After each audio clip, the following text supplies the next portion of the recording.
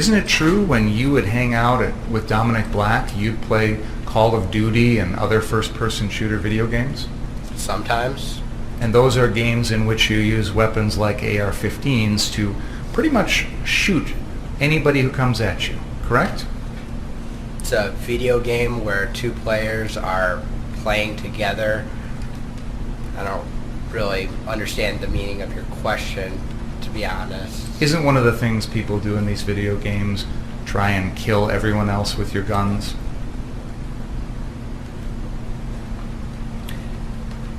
Yeah, in the video game, it's just a video game, it's not real life. I have to say that I am absolutely fascinated by the United States. A criminal trial where a person is claiming self-defense is the most politicized trial around the world. Do you know how many self-defense trials happen a year and you don't know anything about them? It's fascinating, isn't it? Like, name me another trial from last year where a person claimed self-defense. Give me the name of the person. You can't, can you? So the only reason you know about this one is because the mainstream media wants you to know about this one. And why is that? Well, apparently because this is a highly political trial. Even though none of the participants are members of any political party, none of them are starting any movements, none of them are trying to run for Congress. No, this is a very, very politicized trial because it's about white supremacy. So the accused, white guy, the victims, white people, white supremacy.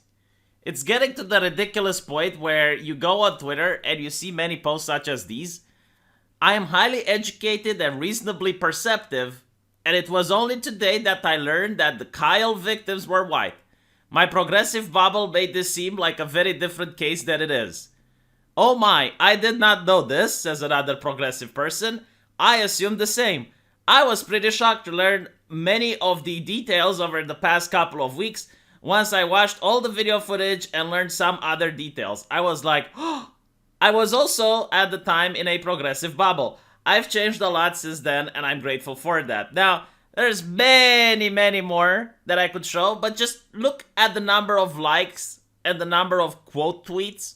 How many people are agreeing with this sentiment? Because it seems that in the United States right now, the word white supremacy is probably the most confusing word in the English dictionary. A black woman being voted in Virginia is white supremacy. A white person that is doing violence against other white people is white supremacy. We're soon going to reach a level where masturbating is white supremacy. But putting that aside, Kyle went on the stand and he broke down in tears. Now, breaking down in tears is highly subjective. Some people believe it, some people don't. But what I do know is that it's highly encouraged in our society. I mean, there's articles after articles after articles encouraging men to cry. Men shouldn't bottle up their emotions inside. Men should express themselves and cry. But every time I see a man crying, whether it is Jordan Peterson, whether it is Kavanaugh, or whether it is now Kyle, you see an army of sharks attacking them, viciously so. And sometimes it's the same people encouraging men to cry that are attacking in a sadistic manner whenever they see a man crying. And I have to wonder, do these people know what they are doing? Are they doing it on purpose? Because finally, I guess, they can answer to themselves why men don't cry. It's because the moment a man shows even the remote level of vulnerability, he's not going to be received with hugs and kisses. No, he's going to be received with merciless attacks. So that's why men build a wall. It's to protect ourselves from sadistic people that the moment we show even a tiny sliver of weakness, they're going to chip at it until they will try to drive us insane. So this is why men don't show weakness, because it never fixes the problem, it makes it worse. We live in a society where the people encouraging you to cry are the same people that are going to laugh, mock, and ridicule you the moment you start crying.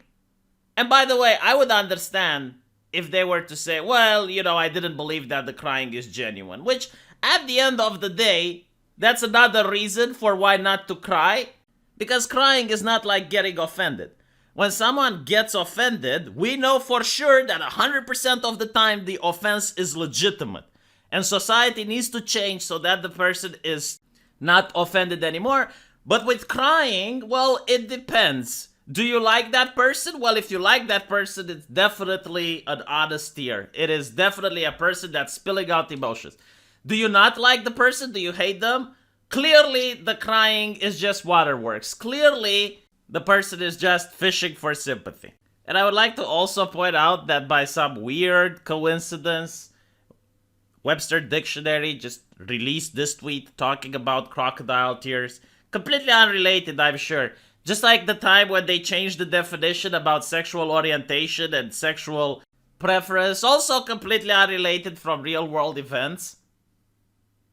So that's what I think about crying. Now, what's also interesting is just how politicized this is. So when the judge's phone rings and the ringtone is that of God Bless America, well, clearly he is right-wing biased. All of a sudden, the judge is not impartial. Astonishing. God Bless America is now a right-wing dog whistle. Okay, very interesting. Did they point out that there is a hate symbol behind the judge as well? You know, that flag over there? Oh, that looks like a hate symbol to me. Maybe the Cuomo Nepotism Network should make an article about it. Now, I just want to show you how ridiculous this is, alright? Like, just so we're clear on how upside down things are. This is Bill Ackman on the Twitter. And Bill Ackman, from what I understand, is a hedge fund manager. I might be wrong with this, but please fact check me. But what I'm definitely not wrong is that he is a Democrat. Long-standing Democrat. And he posts that he watched several hours of Kyle Rittenhouse direct testimony and cross-examination. He believes that Kyle is telling the truth and that he acted in self-defense. We found him to be civic-minded patriot with a history of helping his community as an EMT and fireman in training. In his removing hate graffiti earlier that day from a local school and ultimately in volunteering to protect a business during the night of August 25th in Kenosha.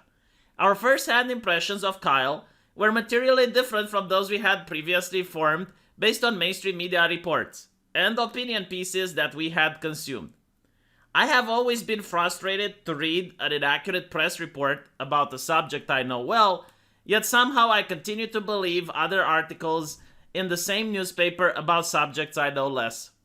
Media and political bias are dividing our country and destroying lives. While we have not heard the entire trial, based on our assessment, Kyle on the stand, we believe he will be found innocent. Oftentimes, communities react negatively and even violently after jury verdict, where they are surprised by the outcome based on what they have previously read in the newspaper, seen on television, or more like has been served on social media. I encourage you to watch the trial, or at minimum his testimony and cross-examination. With respect to my own political bias, I am not a gun owner nor a member of the NRA. I support strong gun regulation and removing loopholes in the sale of guns. Unfortunately, it seems society's view of Kyle's innocence depends more on one's views about gun control rather than what took place that August. And are you ready for the punchline? Are you ready for the peak humor here? Some people call it clown. No, this is not a clown. This is an entire circus.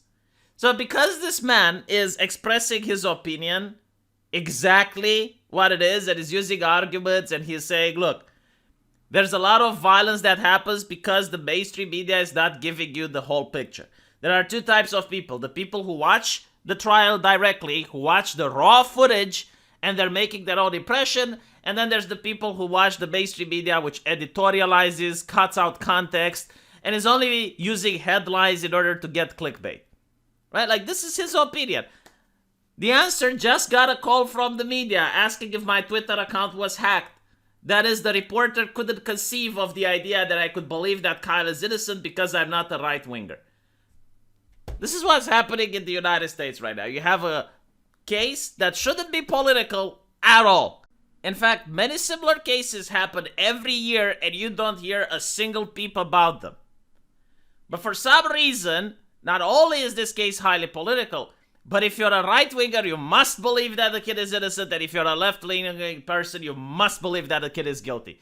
And if you don't, you're going to get the mainstream media so baffled by why the brainwashing tactics didn't work that they're going to actually call you to see if your Twitter account got hacked. Welcome to modern America, ladies and gentlemen. Enjoy your stay.